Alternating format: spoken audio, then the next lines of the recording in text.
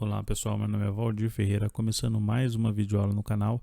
Essa videoaula a gente vai dar continuidade ao projeto DDD 2020 Async Task parte 3, né?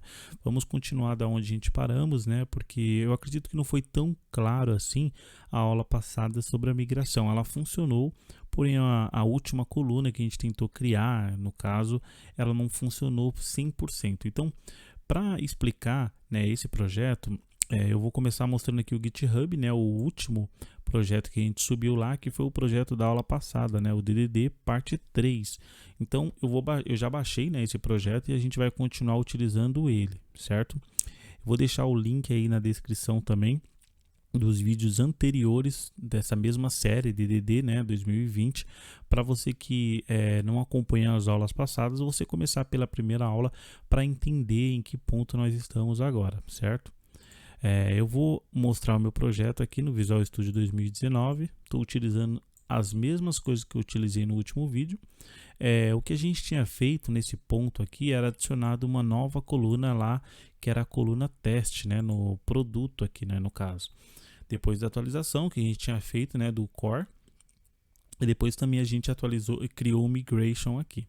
Então nessa videoaula o que a gente vai fazer? Eu vou começar deletando essa coluna, certo? Eu vou deletar também o migration, que a gente não vai utilizar nenhum desses migration. Eu vou começar da forma correta, que é o que? Era existindo a base, né? Digamos assim, se já existia a sua base, você só vai update, dar um update na sua base com as novas coisas que você vai criar nas suas tabelas, certo? Então, vou deletar tudo relacionado ao migration que nós criamos na última aula. Deletei também a última coluna teste que nós criamos também na última aula. E aí, o que eu vou fazer? Também eu vou deletar o nosso banco que a gente criou na última aula. Que o nosso banco chama aqui, deixa eu ver o nome, aqui ó. Aula Update Migration. Então, vou deletar esse banco também para a gente começar do zero, né? O banco simulando um banco que já existe, né? Pronto. Depois de deletado, o que a gente vai fazer? Eu vou vir aqui em ferramentas, gerenciador de pacote, console. E aí, eu vou fazer o seguinte, eu vou adicionar o migration aqui, certo? Então, add migration. Aí eu vou colocar o nome, um nome de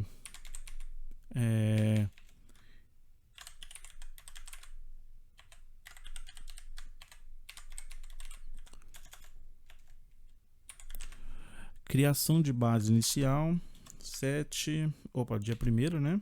Dia 1º do 7/2020, certo? E aí eu vou adicionar o migration desse novo projeto nosso, né? Continuidade desse nosso projeto. Eu vou adicionar esse migration, mostrar, no caso, eu vou criar essa base, né? No caso, que como nós deletamos. E aí, o legal é que assim, fica o histórico de tudo que a gente criou via migration aqui, né? O bacana e interessante é você manter esse histórico para saber, né, todos os pontos, todos os momentos que foram criados colunas, criadas tabelas novas. A ideia dessa videoaula é a gente criar, né, mais uma coluna nessa tabela de produto e também a gente criar uma outra tabela para mostrar a criação dessa tabela. Aqui ele está dando build já na aplicação. Ah, tá.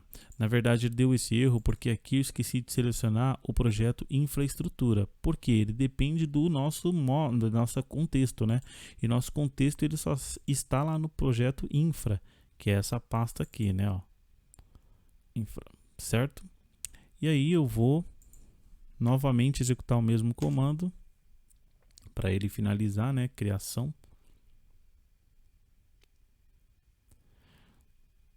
Pronto, ele já criou. Pode ver, se vocês forem ver, eu vou tentar minimizar aqui. Ó, ele já criou os arquivos aqui e criou todos os arquivos inicial da nossa base de dados. Então agora eu vou mandar dar um update na base. Quer ver? Ó, por exemplo, eu vou mostrar meu SQL e não tem esse banco ainda, né? O nosso banco, ó, não tem. Então a gente vai dar um update agora aqui para ele criar.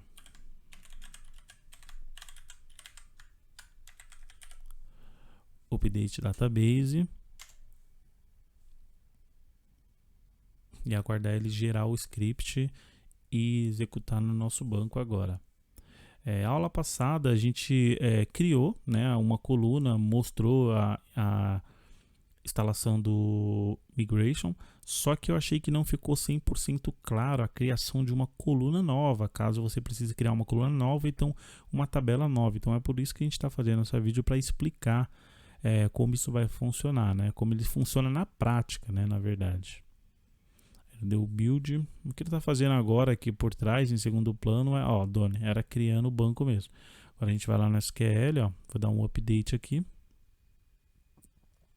Pronto, ele já criou a nossa base aqui com a nossa tabela, deixa eu ver, nossa tabela produto com as colunas que a gente criou nela, certo? Agora eu vou executar aqui para a gente registrar um produto e simular já que essa base, porque eu quero partir do princípio de a base já existe e a gente tem que adicionar coisas novas nessa base, certo? Vamos lá, vou aguardar a execução do projeto. Pronto, ele está executando aqui já. Só aguardar ele carregar a tela. Pronto, aqui ele já carregou a tela e a gente vai clicar aqui em produto. A gente vai criar um produto para simular que essa base de dados já existe, né? Para todas as alterações que a gente vai fazer utilizando migration nela. Então eu vou vir aqui, criação, vou colocar aqui o 1000, colocar aqui teste 1, vamos criar mais um produto.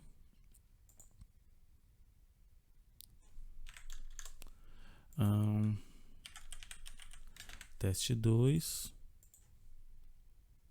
Tá, esses dois produtos. Eu vou dar um stop aqui na aplicação, vou ir no banco de dados só para a gente conferir certinho tudo que ele criou até o momento, né? Vou dar um select aqui no banco.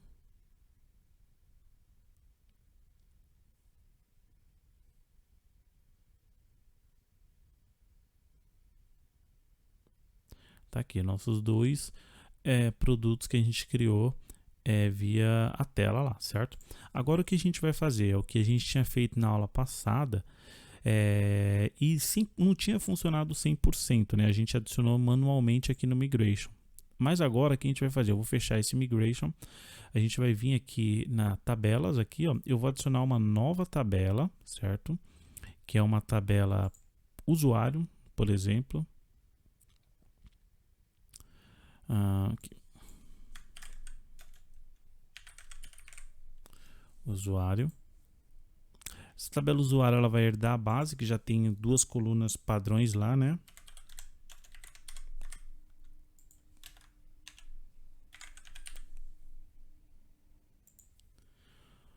Pronto. Pronto, aqui não precisa fazer mais nada, porque aqui na base já tem as duas colunas que a gente necessita, que é código e nome, né? O usuário vai ter código e nome por enquanto.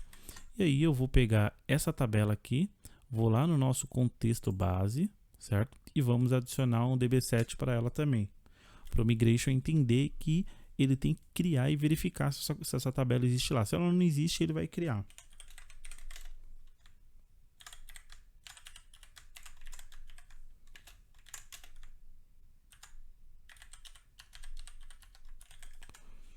Pronto. Feito isso agora, a gente vai fazer a mesma coisa que a gente fez aqui embaixo, certo? No comando aqui, né, no gerenciador, vou do mesmo jeito, né, só para demonstrar. Vim aqui, gerenciador, console, já está aberto, então a gente vai fazer o seguinte, vai executar o add migration, só que o add migration agora eu vou criar um outro, né, que vai ser a atualização, aí eu vou colocar uma data, somente para ficar mais fácil de você saber o que foi criado nessas datas, certo?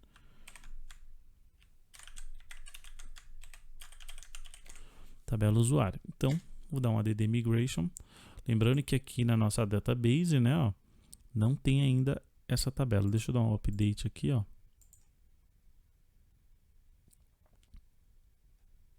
não tem ainda a tabela, só tem a tabela produtos, né, que nós criamos. Voltando para cá, ele está adicionando nosso novo migration. Esse novo migration, o que ele vai fazer? Ele vai pegar somente as diferenças, né? Ó, então ele vai dar um update, ó, tá vendo? Ele já criou o script. Deixa eu fechar aqui para ficar visualmente. Ó, aqui, ó, do lado direito, por enquanto aqui, ó, na solution, ó, dá para ver que ele já criou, né, o nosso atualização aqui, certo? E aqui, ó, é o script que ele criou. Vou fechar aqui para ficar para dar para todo mundo visualizar legal. Vou aumentar aqui um pouquinho a fonte. Ele já criou o script automaticamente. Aí eu vou lá, vou voltar novamente no console, certo? E agora eu vou dar um update database, certo? E aí ele vai criar essa tabela lá no nosso banco.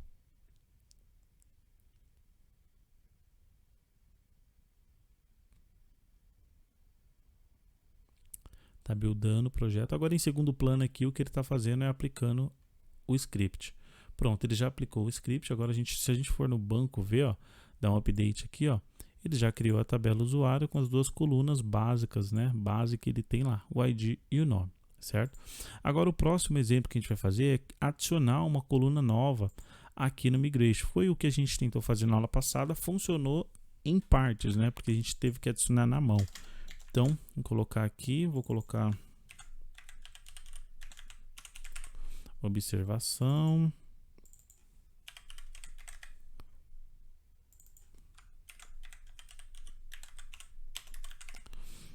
Observação, pronto. Aí, da mesma forma, agora eu vou fazer o seguinte, para fazer esse migration, novamente eu vou dar o add migration, aqui eu vou colocar a atualização 01 07 2020 parte 2, certo? Chamar essa atualização de parte 2.